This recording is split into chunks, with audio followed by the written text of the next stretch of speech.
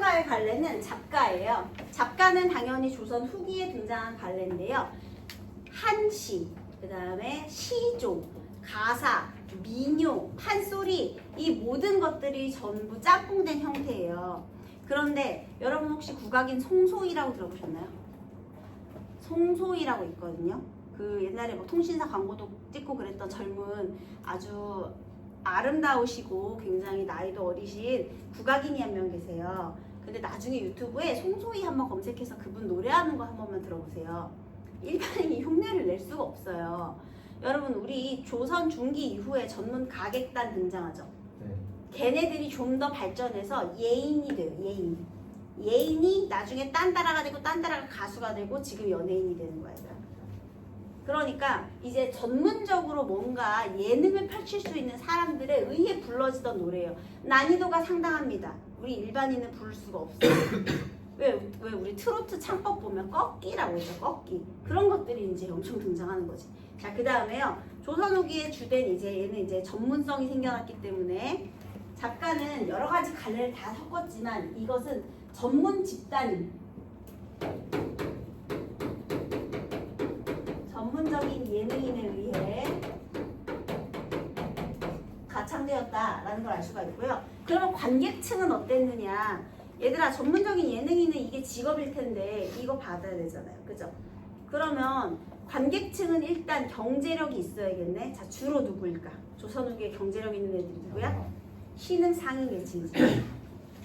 신흥 상인 계층들이 그러니까 얘를 너네가 만약에 원래는 내가 그냥 뭐 중인이거나 그냥 상인이었어. 중인, 양인 막 이런 사람이었어. 근데 돈 벌어서 족보를 사고 막 이렇게 신분 세탁하고 싶어 하잖아요. 그러니까 돈을 버는데 왜 그러고 싶어 하느냐? 조선 전기의 양반 사대부들이 누렸던 특권을 자기도 누리고 싶은 거야. 한이 맺혔을 거 아니야. 나도 해보자 이렇게 되는 거야. 그래서 잡가는요 조선 후기 작품인데도 내용면에서 조선 전기 작품 같아요. 그러니까 조선 전기의 양반들이 하던 거를 이제 보다 전문적으로 하는 거야. 그래서요 예를 들면 우리 유산가라는 것도 있거든요. 되게 유명한 노래 중에. 근데 유산가는 이제 자연에 가서 즐기고 노는 거야. 근데 거기에 있는 자연은 조선 후기임에도 불구하고 풍류적이고 관념적인 자연관이 등장해요. 강호 한정이 등장해. 원래 조선 후기는 그런 거 아니잖아. 다 사실적이잖아. 그치? 삶의 비애던지 뭐 이런 거 뭐 이렇게 좀 사실적인 내용이어야 되는데 작가는 그렇지 않다는 점. 그리고 작가는 어려워요. 왜? 역시나 돈이 들어가기 때문에 전문적이야. 그렇기 때문에 관객층들도 어느 정도 배경 지식과 수준이 있어야 돼요. 물론 뭐 판소리의 특징이 이중적인 문체라든지 뭐 문체와 산문체의 결합이라든지 그 다음에 뭐 민요의 특징, 시조의 특징 전부 다 가지고는 있지만요. 어려운 말을 해도 또 우리말을 풀어주기도 하겠지만 그래도 중국 고사 같은 것들을 배경으로 하는 게 정말 많거든요. 그래서 이 어느 정도의 지식과 재력을 겸비한 사람들이 관객으로 주로 이렇게 등장을 할 것이다 라고 우리가 생각을 해볼 수 있겠습니다. 그래서 작가가 생각보다 어렵습니다. 자, 참고로 얘는 초한가인데 초한은 우리나라가 아니잖아요, 여러분. 지금 얘가 실제 역사적 사건 초나라와 한나라의 전쟁을 배경으로 하고 있어요. 진나라가 망했어요. 최초의 통일국가인 진나라, 진시황제라고도 하죠. 근데 우리 그 진시황제의 진나라가 망한 다음에요, 혼란이 계속되잖아요. 그래서 이제 그때 초나라와 한나라가 전쟁을 벌이게 돼요. 사실은 한나라가 전쟁을 벌인 게 아니라 초나라와 유방이 싸워가지고 초를 무너뜨리고 이제 한나라의 나중에 후대에 이제 한나라가 세워지는 거죠. 근데 얘들아, 한나라를 세운 사람이 누구야? 유방이잖아요. 자, 한나라의 유방, 한나라 고조라고도 하죠. 그 다음에 초나라 왕족 출신인 항우. 여기서 이렇게 둘이 대결을 벌이는 거거든요. 그래서 조금은 배경 지식이 필요하다라는 겁니다. 자, 어쨌든 여기에서 결국에는 초나라에서 패배한 항우의 어떤 애통함 이런 것들이 주제가 되거든요. 전쟁에서 패배한 항우의 애통함.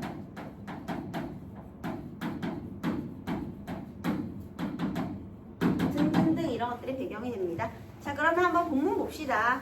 만고의 영웅 호걸들아 초한 승부 들어보소. 어머나 여러분, 만고의 영웅 보궐들 누구겠습니까? 관객이 됐죠, 여러분? 네, 그래서 지금 청준이에게 말 건네는 방식을 쓰고 있는 거예요. 초한 승부가 이제 핵심 화제가 되겠죠. 초나라와 한나라의 이 승부 얘기 한번 들어봐 하고 말 건네는 형식으로 흥미를 유발하고 있어요, 여러분. 집중시키는 거죠. 자, 그 다음에 절인지용 부질없고 순민심이 으뜸이라. 이거 지금 평가하고 있어. 누가? 서술자가. 그래서 얘는요, 편집자적 논평 자주 등장하죠.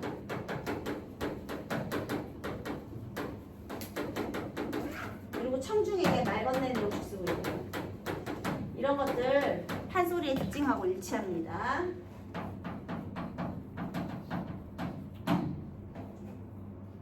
판소리에 영향을 받았다도 볼 수 있습니다. 얘들아, 절인지용은요, 남보다 뛰어난 용맹이거든요.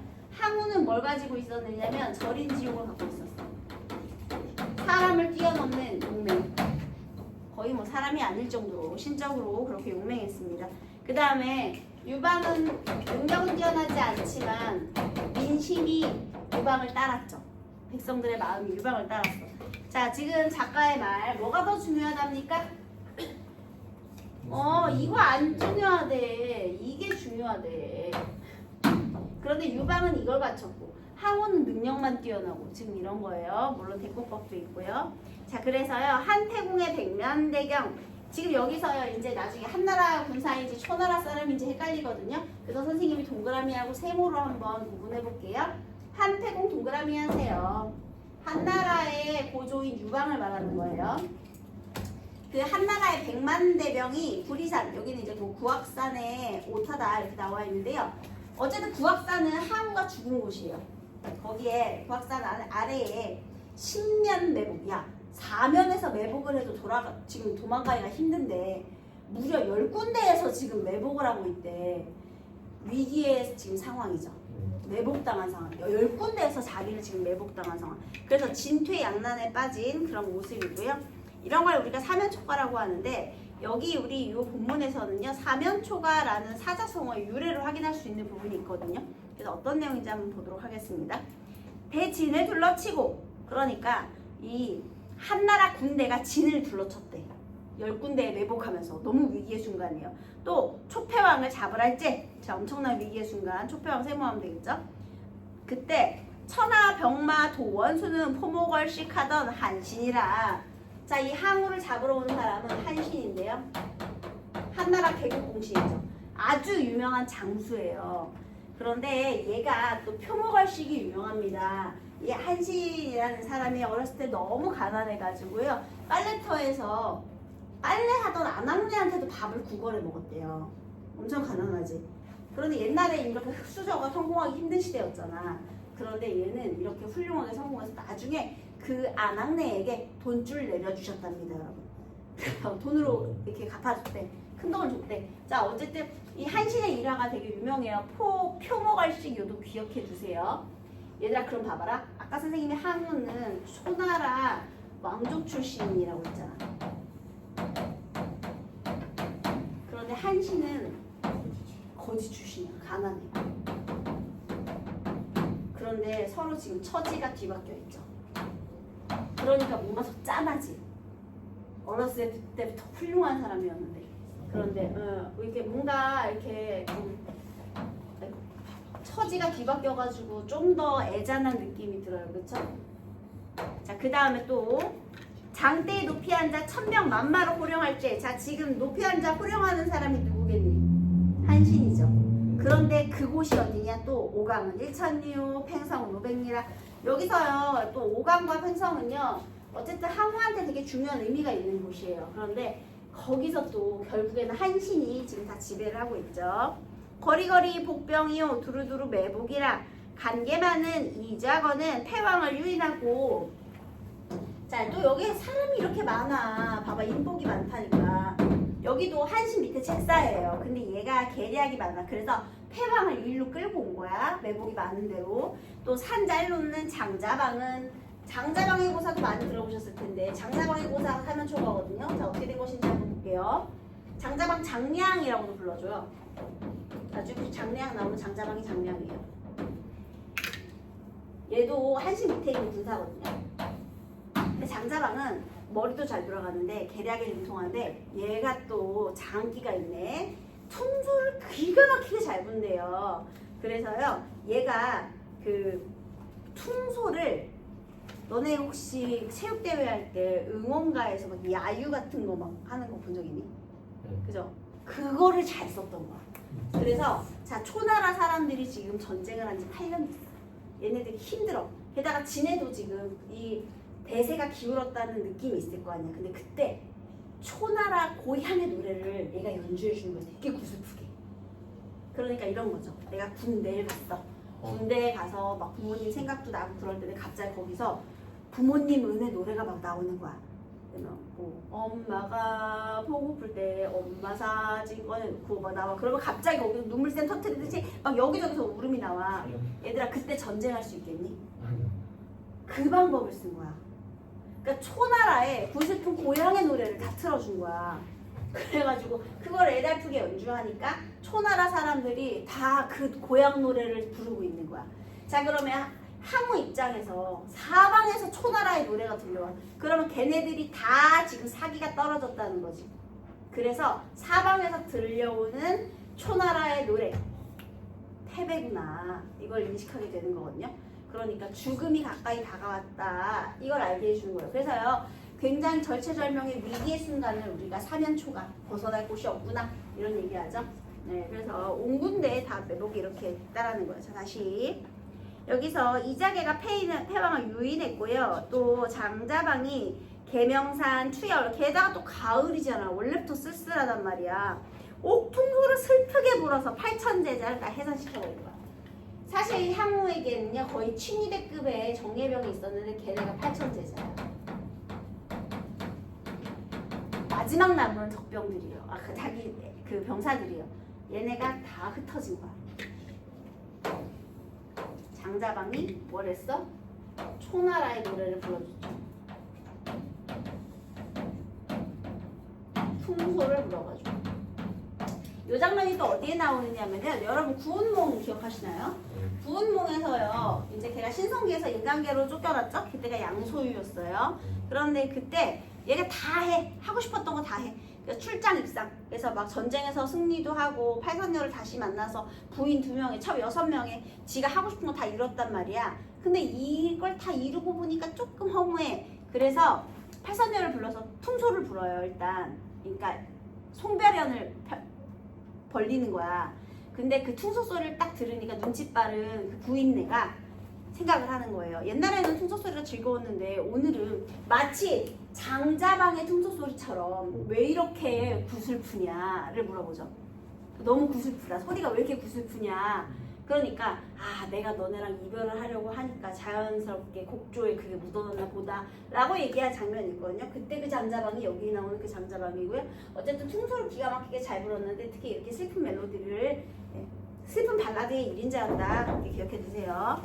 자, 그 다음 또 얘가 때는 마침 어느 때뇨 구추 삼경 깊은 밤에 하늘 웃고 달이 밝은데 왜 이러기 슬피 울어. 얘들아 게다가 심지어 배경 봐봐. 9월 추석 가을에요. 깊은 밤 삼경이고요. 게다가 또 외기러기는 끼룩거리고 있네. 큰일 났네. 여러분 배경 묘사가 전부 객관적 상관물이 되죠. 그러니까 이 초나라의 군사들이 더 슬펐던 거야. 그리고 이 외기러기 슬피 운다 이 부분은요. 외기러기 슬피 운다 이 부분은 기러기가 슬피 운다 그러면 감정이입해도 되고요. 가을에 기러기 우는 거 객관적 상관물이라고 해도 돼요. 둘 다 돼. 왜냐하면 초나라 군사들의 쓸쓸함을 심화시켰기도 하고 그 다음에 기러기가 슬피게 운다라고 감정을 이입하기도 했고 맞는 소리 둘 다 돼요. 그래서 이것 때문에 객의 수심을 돋워줬대. 객이 누구겠니? 객. 초나라 군사.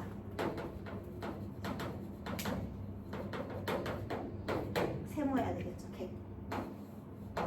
그래서 이 사람들의 수심, 고향을 생각나게 했으니까요. 그 다음에 사기가 뚝 떨어진 거야. 그 다음에 변방만리 사지 중에 잠 못 드는 저 군사야. 갑자기 군사가 누구죠? 초나라의 병사죠. 네. 얘들아 화자는 초나라 사람이야? 한나라 사람이야? 우리나라 사람. 우리나라 사람이에요. 얘가 지금 이걸 보면서 얘기하고 있는 거야. 그런데 지금 여기에서 누구한테 말을 걸고 있어? 여기 초나라 병사한테 말을 걸고 있죠. 관객은 아니고요. 그치? 그래서 여기 괄호 한번 해볼까요? 변방말리 사지 중에 잠 못 드는 저 군사야 부터 어디까지냐면 천근같이 준한 몸이 전장 검혼 되겠구나. 괄호 닫으세요. 화자의 목소리가 뛰쳐나온 거예요. 자, 다시 지금 변방에서 이 죽을 땅에서 잠 못 드는 이 군사들, 초나라 병사들이 안타까우니까 얘기를 하는 거야. 너네의 패왕 누구겠니? 항우겠지. 야, 니네 왕이 지금 역진 힘이 다해서 이제 전쟁 중에 곧 죽을 것이다. 내가 보기엔 거의 죽을 것 같은데 호생오사 사는 걸 좋아하고 오 싫어하는 거예요. 죽는 걸 싫어하는 마음 사람마다 있는데 너희는 어이하여 죽기를 저리 즐기느냐. 철갑을 고쳐입고 날랜 칼을 빼어드니 천근같이 준한 몸이 전장에서 검에 죽은 혼이 되겠구나. 그러니까 야 니네 장수 이제 곧 죽을 건데 너네는 왜 이렇게 죽는 걸 좋아해서 죽자고 달려드냐. 너네 곧 죽을 것이다. 안타까운 마음에 이렇게 얘기를 해주고 있는 거예요. 자, 여기는 이제 화자의 말이었고요. 자, 그 다음 오읍 까마귀처럼 슬프게 목이 메어서 꺽 하고 울며 나오며 신세자탄하는 말이, 자, 누가 신세자탄을 했느냐? 나! 자, 이제부터의 나는 항우 또는 초나라의 군사예요. 자, 괄호 묶을게요. 내 평생 원하기를 금고를 울리며, 금고는 징이랑 북이에요. 그러니까 승전고를 울리는 거죠. 내가 원하는 거는 이렇게 징과 북을 울리며 강동으로 가려고 했는데 강동이 항우의 고향이에요.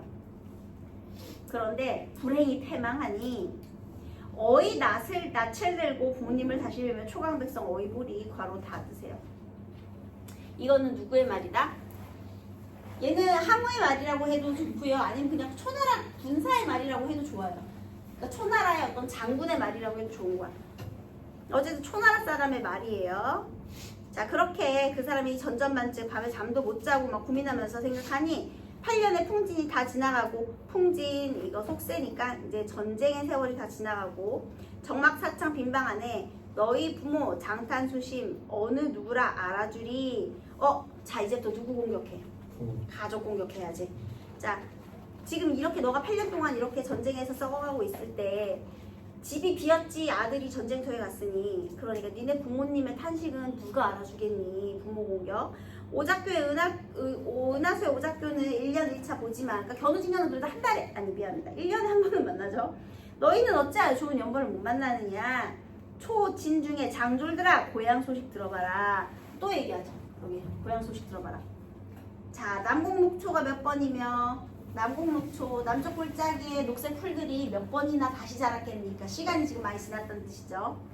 고담멍경, 이거는 거울에 백발을 이제 비추시는 부모님이거든요.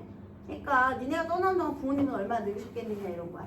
힘도 없어. 의문, 문에 기대어 바라보며 독수공방 처자들은, 그러니까 이제 또 마누라고 공격. 처자들은 한산 낙목 찬바람에 새 옷을 지어 넣어두고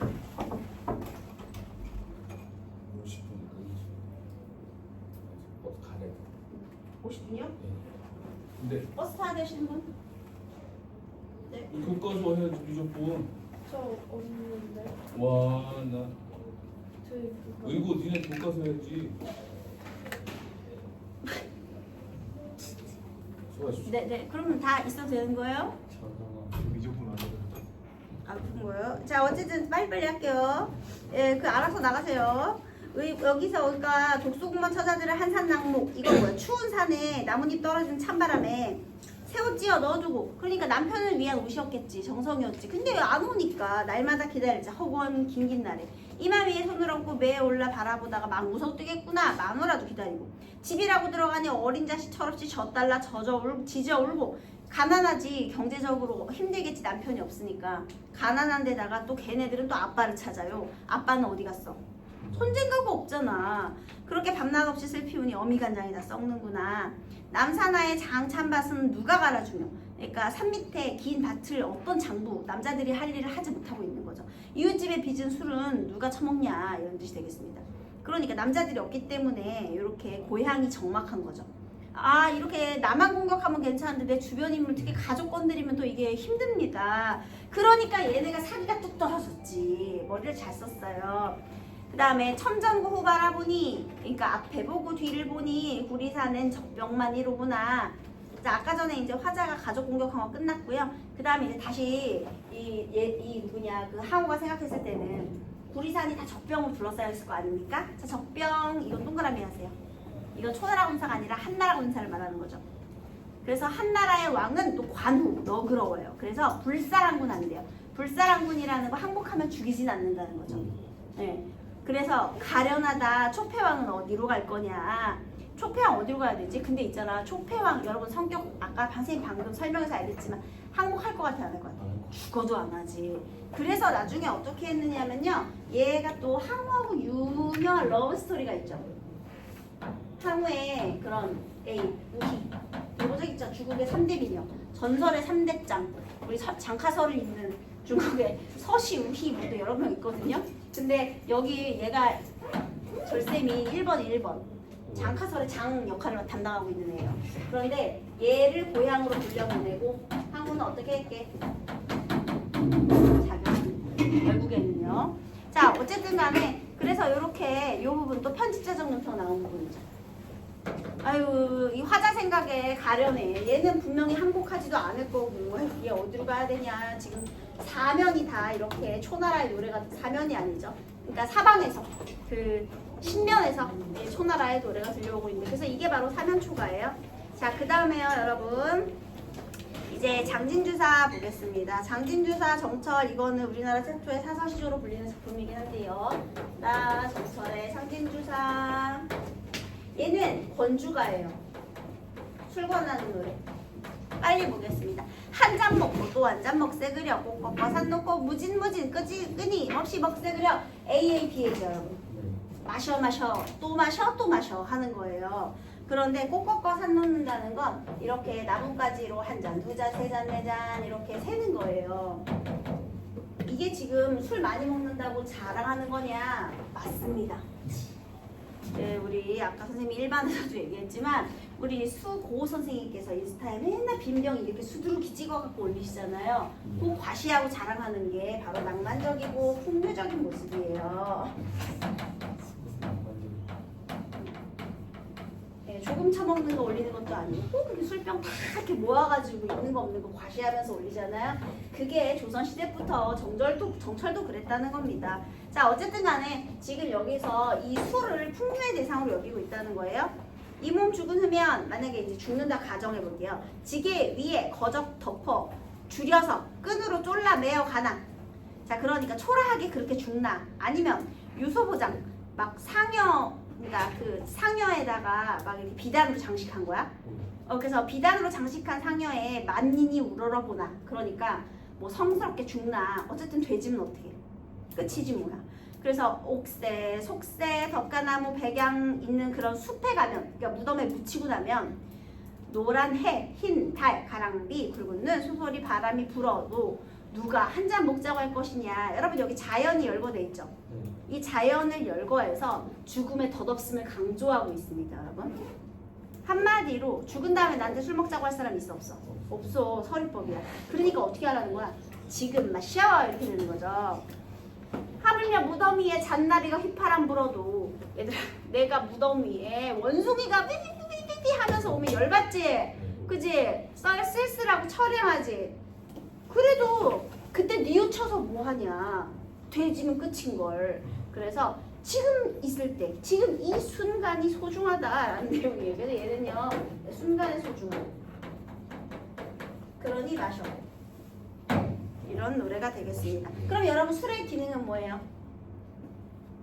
인생의 낭만이 되겠죠. 그래서 이 무상감을 술로 그러니까 원래 인생은 좀 헛된데 그것을 달랠 수 있는 유일한 것이 바로 술이다. 이렇게 되겠습니다. 1번 뭐가 틀렸느냐 거기 3번 나머지 읽으면 다 맞으니까 꼭 읽어보셔야 돼요. 3번 C에서 화자는 초강의 백성들을 청자로 삼아. 얘들아 C 보면 초강의 백성들은요 즉 고향에서 이 군사를 기다리고 있는 백성이거든요. 아니지. 청자는 군사하고 백성은 다른 거야. 일단 초강의 백성들은 지금 초나라에서 남아있는 그런 백성들인데 전쟁에서 싸운 사람이 아니고요. 예, 그 다음에 그래서 틀린 거예요. 그 다음에 청자의 부모님을 낯을 두고 볼 수 없는 사건은 틀렸고 나머지 이게 맞으니까 읽어보세요. 가해 사유에 인명된 상황으로 틀린 것은 자 5번 볼까요? 어린 자식과 철난 자식이 굶주리며 불러대는 모습을 지켜올 수 없는 애비의 마음. 애비가 그거 보고 있니?